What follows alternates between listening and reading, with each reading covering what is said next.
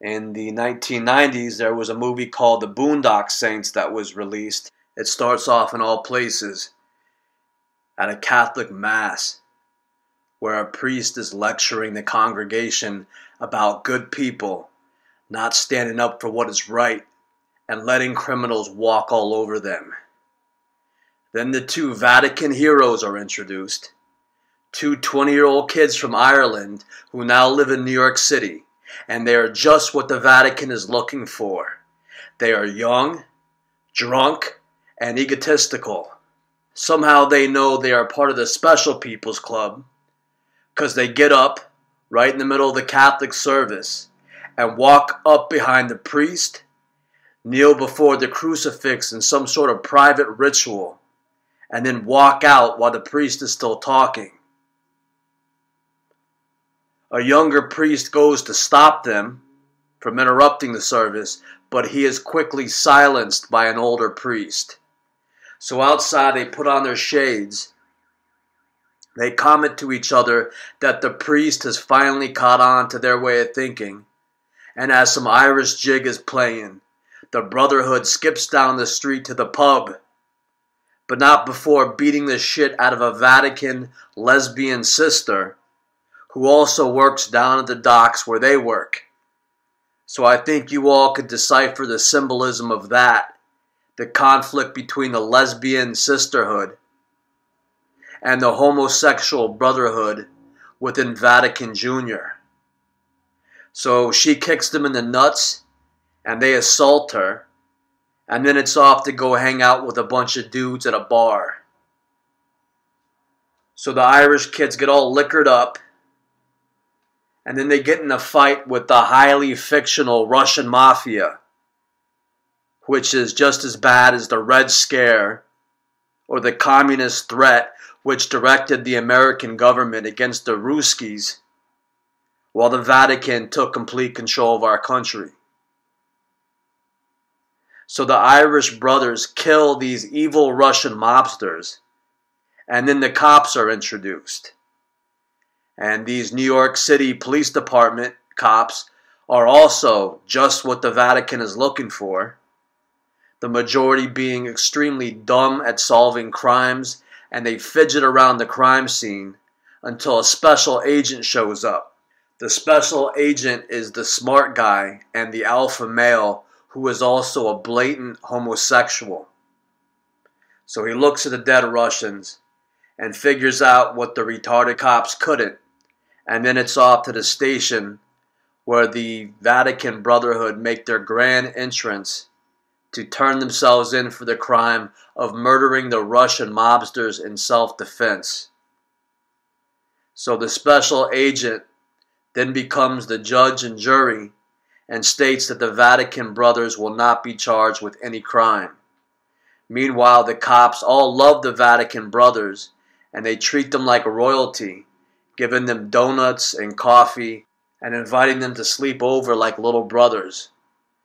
The media goes wild, calling the Irish Vatican Brotherhood kids saints and angels, and these Vatican brothers get the bright idea to start killing more Russian mobsters, and they wipe out the entire Russian crime family after getting armed in an underground armory. So their next big hit is against a mafia don, not against a mafia boss or even a Vatican mafia underboss, because that would be a big Vatican no-no. But the Irish brothers are allowed to kill a man identified as a mafia don who sits at an old metal desk in a working class setting of a warehouse. So to explain to everyone what a don is an honorific title reserved for persons of esteem or personal, social, or official distinction. In other words, don is a respectful title for gentlemen. Dons are often popular guys, frontmen, dapper dons who are sometimes used as fall guys, while the fish people, mafia bosses, never catch the heat. So the Irish Vatican brothers are allowed to kill this mafia don and his crew. But it's going to be a power struggle between the Irish brothers and the Don, because the Don is also connected to the Vatican. So the Don goes to a man identified as a retired mafia underboss, who most definitely is a Catholic priest, who also works as a bathroom attendant. So this bathroom attendant has strings all the way to a parole board that releases a career serial killer from a maximum security prison.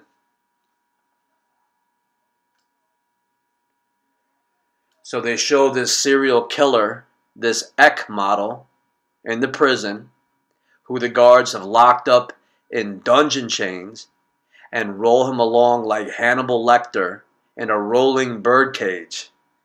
The dozens of guards that have to escort him around the prison all are armed with shotguns.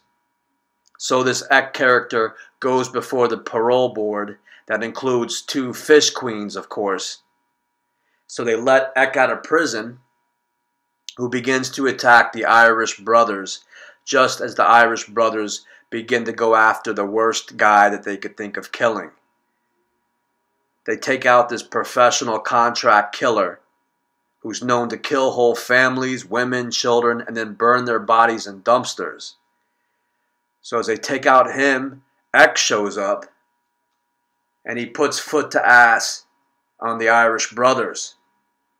Then it's back to the special agent, who does the thinking for the entire New York Police Department, who suddenly figures out who is doing all these mafia killings. And like any good special agent, he gets liquored up, and then he runs over to the Catholic Church for some sort of direction. The special agent tells the priest that he has never gone to church before, but now he needs direction and wants the priest to tell him what to do. So the priest speaks in code and tells the special agent that the Vatican Irish brothers are doing what they should do. So the special agent decides he better help them. Then the next scene is the special agent unexplainably talking to the same Vatican mafia underboss / bathroom attendant who released Eck from prison. The Vatican underboss now tells the special agent that the Irish brothers are fighting the mafia Don's crew. So it cuts to the Irish brothers, who are now locked up in the mafia Don's basement. And the special agent shows up in drag, dressed like a female prostitute. He kills some of the mafia Don's guys to help free the Irish brothers. And then the grand finale is Eck also showing up, saying he's the young Irish brothers' daddy. And Eck will go on to handle them and train them and be their Vatican daddy. Then the dream team, consisting of serial killer Eck, fresh out of prison, the federal special agent, and the young Irish Vatican Brotherhood, storm a courtroom and kill the mafia Don. In the final scene is Eck and the Irish brothers sitting in a hotel room together, and the movie ends with Eck's cryptic remark. When one of the brothers asks their new daddy, "How far are we going to take this, Da?" Eck responds, "The question is not how far. The question is, do you possess the constitution, the depth of faith, to go as far as needed?" That's very ecclesiastical. So there you have it. The Irish Vatican baboon goons take Manhattan. This film came out 15 or 20 years ago and highlights how none of what I've been telling you is new under the Vatican sun. The Vatican controls cops, they control the criminal underworld, and they let out serial killers out of prison to go around killing everyone the Vatican wants dead. And then the establishment makes movies that paint men like Eck and ex-boys as the vigilante good guys who are doing what everyone wants. This movie is entertainment to the masses, But to the Vatican Brotherhood, it's a form of predictive programming that suggests to everyone involved in the program that what they are doing is what is expected and desired by all.